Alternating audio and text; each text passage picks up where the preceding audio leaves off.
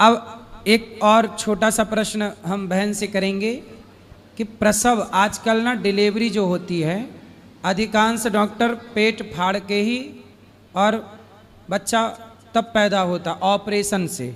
हमारे पुराने पद्धति में क्या था कि नॉर्मल ही डिलीवरियां होती थी। बच्चा यदि घूम जाए, जैसा कि डॉक्टर आज बोलता कि पेट में बच्चा घूम गया, तो घूम गया तो सीधा करो ना, आप तो डॉक्टर हो। पहले की ताई तो सीधा कर देती थी जी बिल्कुल। तो वो बड़ी डॉक्टर कहलाई कि आप बड़े डॉक्टर कहलाए। इसलिए पुरानी पद्धति गलत नहीं थी। अब हमारी बहन बताएंगी कि क्या करें कि नॉर्मल डिलीवरी की संभावनाएं बढ़ जाएं। सबसे पहले तो महाराज मैं बताना चाहूँगी कि हमने और आचार्य जी ने, आचार्य मनीष जी ने, हमने मिलकर के एक नया मिशन शुरू किया है जिसको कि हम प्राकृतिक प्रसव मिशन बोल रहे हैं। यानी ज़्यादा से ज़्यादा जो नॉर्मल डिलीवरी से ही बच्चे पैदा हों। और इसी में ही इसमें हमें प्रश्न पूछना चाहिए था कि नॉर्मल डिलीवरी बोल रहे हैं, इसका मतलब वो ही नॉर्मल है, जो दूसरा हो रहा है वो नॉर्मल नहीं है, तो वैसे होना नहीं चाहिए। तो इसमें समझने के लिए मैं एक उपमा से समझाना चाहूँगी आपकी आज्ञा से, कि जैसे तितली को हम सब पसंद करते हैं, तितली से सब प्रेम करते हैं, वो बहुत खूबसूरत रंगों वाली होती है। तितली के बारे में गाना भी बना था ना, तितली उड़ी बस में चढ़ी, ड्राइवर बोला आजा मेरे पास, तितली बोली हट बदमाश। वही वाली तितली की बात चल रही है। जी हाँ। तो वो जो तितली कैसे बनती है ये सबको मालूम है ना। एक कीड़ा रहता है जिसको कैटरपिलर बोलते हैं, तो वो अपने आसपास एक धागे का जो जाल बुन बुन के एकदम उसके अंदर वो पैक हो जाता है। तो वो 1 से 2 हफ्ते उसके अंदर ही रहता है और उसके अंदर कोकून बोलते हैं उसको, उसमें रहते रहते उसके पंख अंदर से उगते हैं।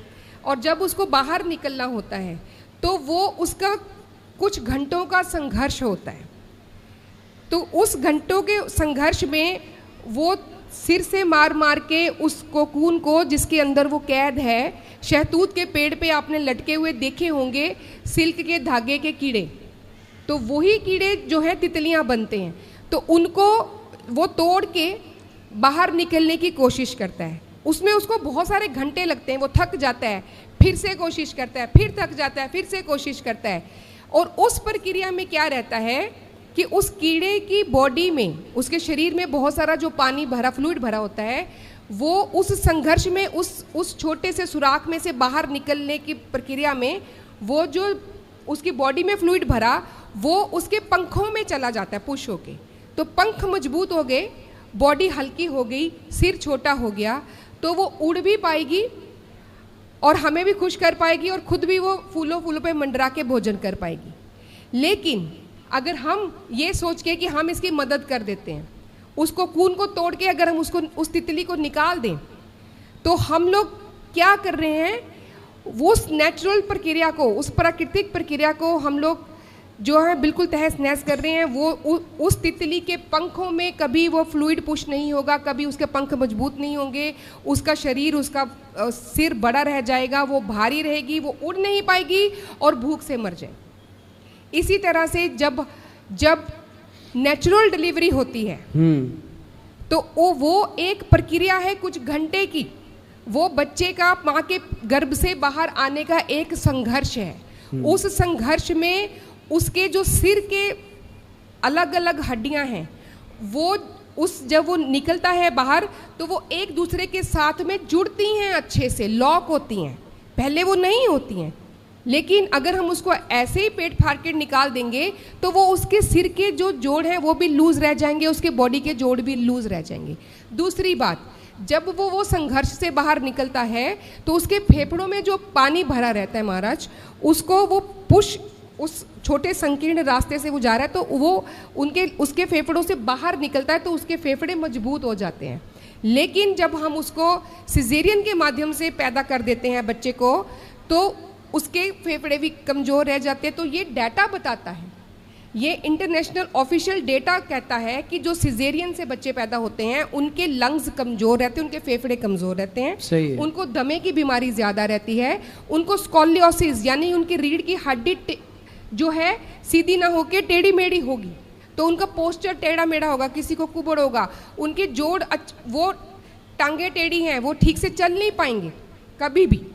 तो ये उनकी उस कुछ घंटों के संघर्ष को अगर हम नहीं सहना चाहती, क्योंकि बहुत सारे गायनेकोलॉजिस्ट मेरी मित्र हैं, तो वो बताती हैं कि माताएं ही खुद आके हमें बोलती हैं, जो आजकल छोटी बच्ची हैं, कि हमें नहीं ये दर्द सहना, पेट फाड़ो निकाल दो। सही है।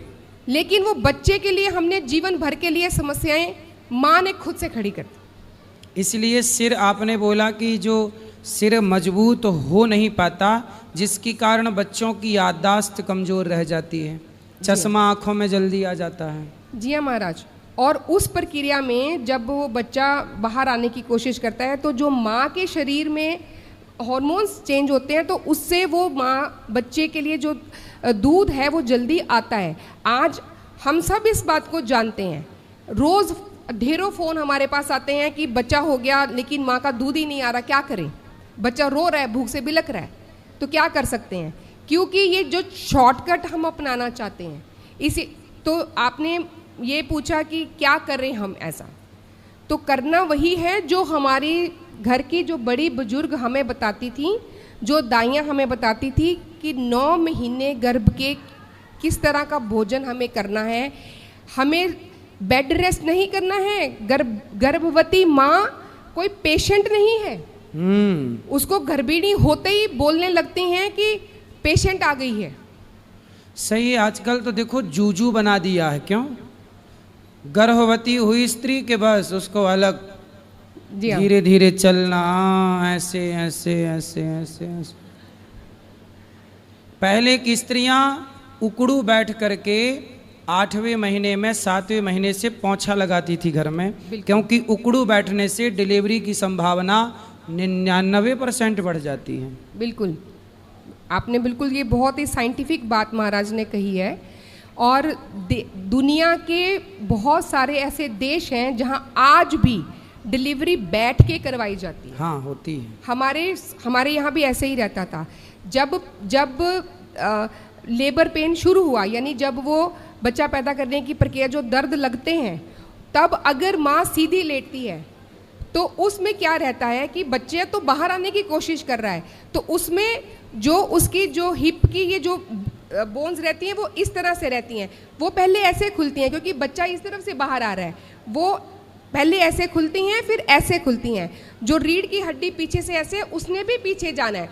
लेकिन अगर हम सीधा लेटे हैं बिस्तर पे, वो रीढ़ की हड्डी पीछे नहीं जाएगी, तो बच्चे को बाहर आने में समस्या होगी। तो सीधा लेट के कभी डिलीवरी नहीं करना।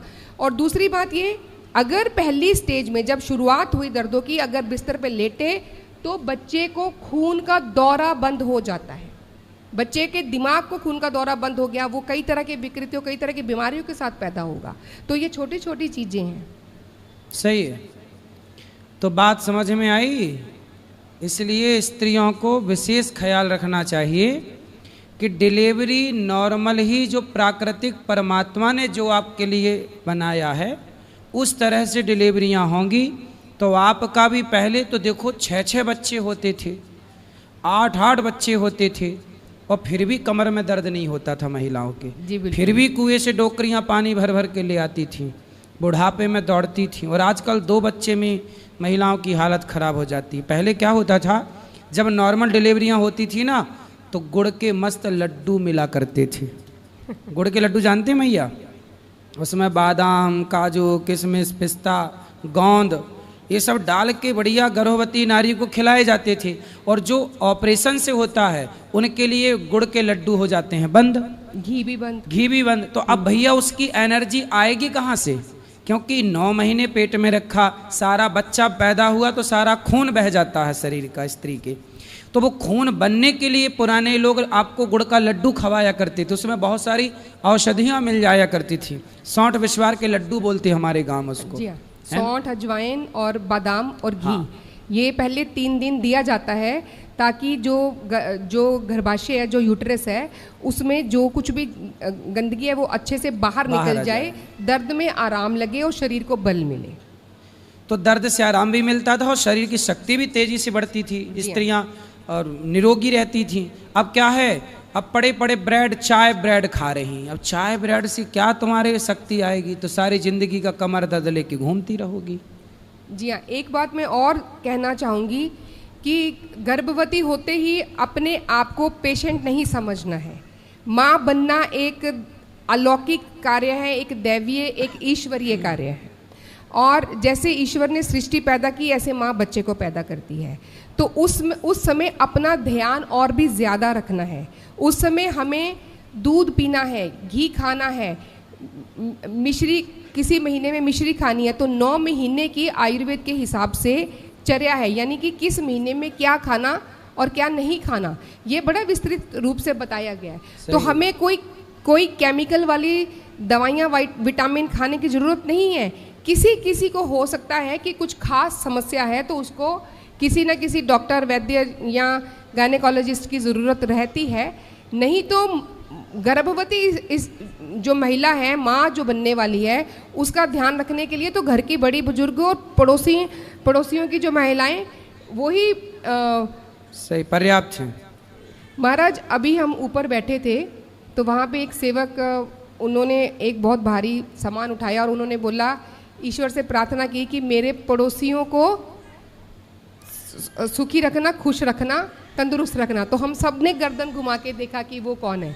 तो उन्होंने ये कहा कि मैं इसलिए ये बोल रहा हूँ, कल को मुझे कुछ हो जाएगा तो कम से कम मुझे कंधा देने तो आएंगे। सही है। तो ये जॉन्डिस उपचार के बारे में बताएं भक्तों को। जॉन्डिस जो बच्चों को हो जाता है, जो नवजात बच्चों को जॉन्डिस यानी पीलिया हो जाता है, उसके लिए सिर्फ सुबह की धूप दिखाना काफी रहता है। तो बच्चे को कमरे में बंद करके नहीं रखना है, फूल खिलेगा तभी जब उसको धूप लगेगी, तो उसको धूप ये बहुत महत्वपूर्ण जानकारी है, आप सब याद कर लीजिए।